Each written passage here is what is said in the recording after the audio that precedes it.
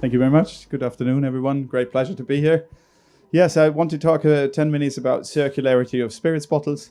Entry remark, I think, look, in life, in lobbying, in sports, in politics, in business, it's always about being number one, about winning. But I think sustainability and the objective, and that was mentioned before, the overall objective, it's different, it's a common goal. And I think we all want to get there together, but we want to use competition and winning schemes as a means to get there. And it was hinted already that we need flexibility, not one size fits all. I would like to maybe push a little back also, push back on just legislation. I think we need the free market, we need flexibility on really driving up the sustainability and circularity. And I want to show you that at the example of spirits. Now, when I looked at spirits, I was very disappointed that we didn't come on top or as number one on the question of which one is the most iconic glass bottle. Anyone has a guess? It's not a spirit. Yes? Coca-Cola, right, yeah. Actually, it's Chanel number one, I saw. But I wouldn't advise you to drink that unless you're really desperate for alcohol. No, even that not. But yeah, Coke is clearly the most iconic bottle. But I think on the next rankings, on the honorable mentions of the most iconic bottles, you will find a lot of spirits. So, Coke always had a good motto, always never more than an arm's length away from the product. So I took that on board. Just to show you some, I take it out of the box, you immediately know what it is. Okay, it's also written here. You immediately recognize this green bottle, a bit of advertising here. This one, a very minimalistic, high recycled content, absolute. And then this one, I don't know if all of you know this one. It's a Monkey 47, Black Forest gin. And this is kind of a revival of the old bottles that pharmacists use. But that shows you also how innovation works in a crowded sector like spirits. Alexander Stein, when he invented that bottle, he intentionally made it very small. Why? Because that's the only way that it's placed at the front in the bar. So, he made sure a new coming spirit was put in front of all the big brands. So this is also a mundane but very clever way of furthering innovation in spirits. But there's another aspect where spirits clearly take the number one spot in glass bottles, and that is the most expensive liquids ever sold in glass bottles, and that's all spirits. So the most expensive one, 2019, Macallan Fine and Rare, 60-year-old, snatched 1.9 million euros in an auction. And all the other, I think, top 10s are also spirits. So spirits is very, very high value. I mean, not everyone buys a 1.9 million Macallan, but generally also in the supermarket, the most expensive bottles tend to be on average, also thanks to, unfortunately, high tax levels, tends to be the spirits. So that's a feature in our business model, high value, comparatively low volume, particularly if you look at our friends and colleagues in other sectors, whether it's in beer or in soft drinks. So that's a feature that we need to take into account when we discuss circularity in our system.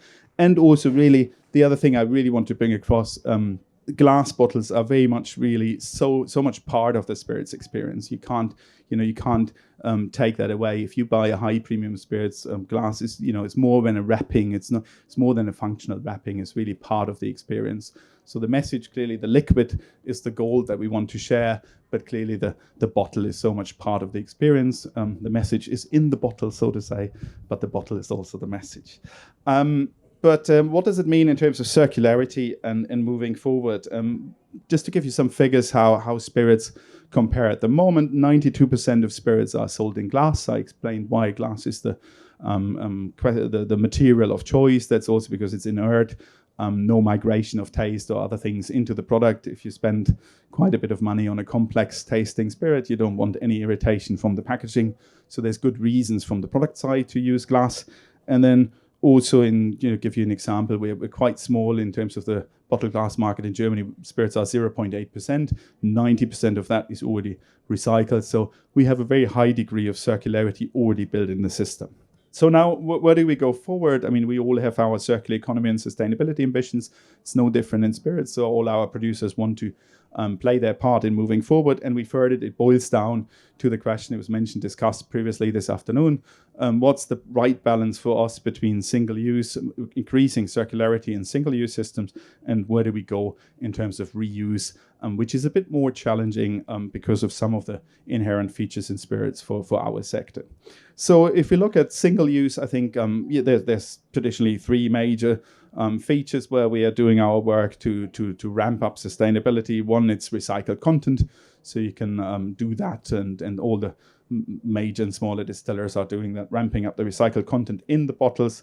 It's looking at the weight, lightweighting the products, reducing the weight, together with the producers of glass bottles, and then drive up the recycling rate as a third key point, and also work on all the other wrappings and elements around. And if we do all this, then we can come to a bottle that was produced by our colleagues in Scotland for COP26 at Glasgow, and that is a blended Scotch in a 97% recycled content bottle. It's the glass labels are produced 100% from recycled materials. Some of the fibers even come from the barley used in the process of distilling the product. So you have a perfect circularity element built into the packaging. And on top of it, you've got one of the most sustainable natural materials, and that's cork. So if you put all of these elements together, you clearly, we can all play our part also in the single use to bring up the circularity and the sustainability elements in the packaging further.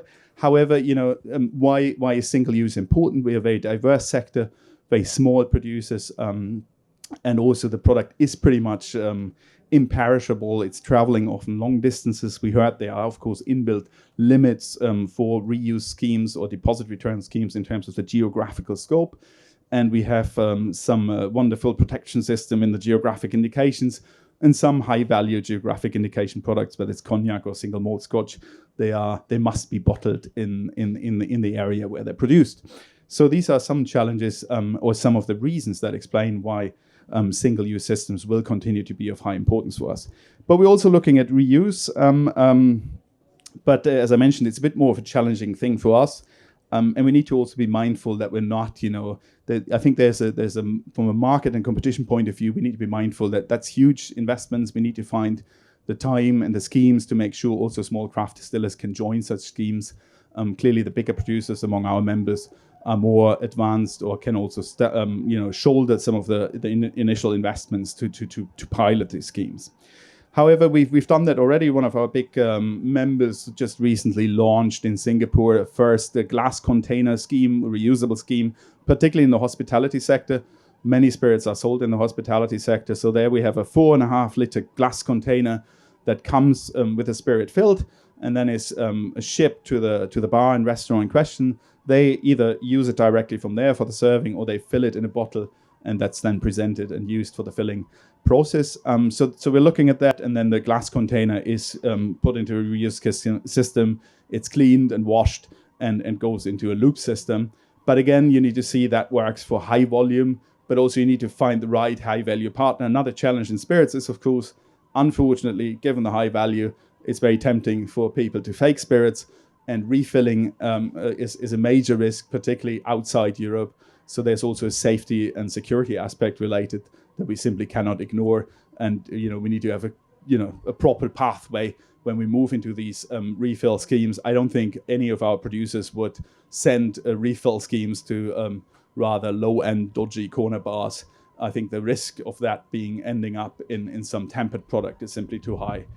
So where does it bring us? Coming back to my initial thing, I think we fully share the common objectives: circularity, sustainability. We all want to play our part, but as I said, I think what we are concerned a bit about, we need sufficient time, we need flexibility, and allow for bottom-up innovation schemes to make this work.